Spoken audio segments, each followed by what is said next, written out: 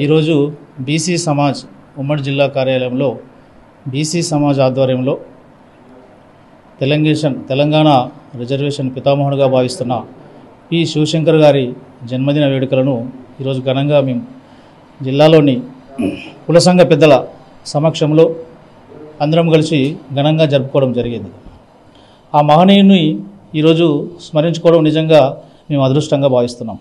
ఎందుకొరకంటే తెలంగాణ మన దేశానికి స్వాతంత్రం తర్వాత 20 సంవత్సరాల వరకు రిజర్వేషన్ ఫలాలను అడ్డుకున్న దాంట్లో ప్రధానంగా రెడ్లదే ఆధిపత్యం. దాంట్లో నీలం సంజీవరెడ్డి అనే ఒక రెడ్డి వర్గానికి చెందిన వాళ్ళు బీసీలకు రిజర్వేషన్ ఫలాలు అందకుండా 20 నుంచి 25 సంవత్సరాల వరకు ఇబ్బంది పెట్టడం జరిగింది.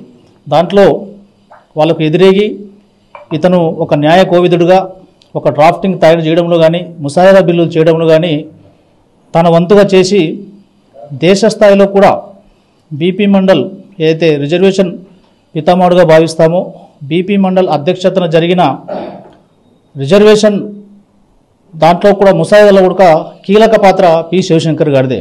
ఎందుకంటే అతను న్యాయకోవిదుడు కాబట్టి భవిష్యత్తులో ఆ బిల్లును ముందుకు వెళ్లకుండా ఆ కాలంలోనే పార్టీలోని రెడ్లందరూ నీలం సంజీవరెడ్డితో పాటు మిగతా రెడ్లందరూ కుట్రపూరితంగా వివరించి ఆ బిల్లును మధ్యలోనే తుంచివేసేందుకు చాలా రకాలుగా ప్రయత్నాలు చేశారు. దాన్ని అన్నిట్లో ముందుకెళ్ళి ఆ బిల్లును సక్సెస్ఫుల్గా చేయడంలో కీలక పాత్ర పోషించింది మాత్రం పి శివశంకర్ గారి. అటువంటి మహానుభావుని జన్మదిన సందర్భంగా ఈరోజు మేము బీసీ సమాజ్ ఆధ్వర్యంలో ఇక్కడ జరుపుకోవడం జరిగింది.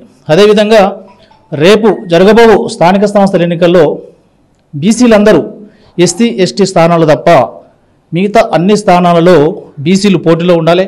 అప్పుడే అధికారం దిశగా బీసీలందరూ అడుగులు వేస్తారు. కాబట్టి మన శివశంకర్ గారికి ఘనమైన నివాళిగా మనం రేపు జరగబో స్థానిక సంస్థల ఎన్నికల్లో అత్యధిక స్థానాలు బీసీలు గెలవాలి.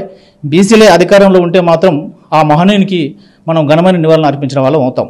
అదేవిధంగా రాష్ట్రంలో 1993లో దేశ స్థాయిలో కూడా రిజర్వేషన్ ఫలాలు అందించడంలో కీలక పాత్ర కూడా పి శివశంకర్ గారిదే. అటువంటి మహానుభావుని జన్మదిన వేడుకలు ఈరోజు బీసీ సమాజ్ ఆధ్వర్యంలో కుల సంఘ పెద్దల సమక్షంలో జరుపుకోవడం మేము అదృష్టంగా భావిస్తున్నాను.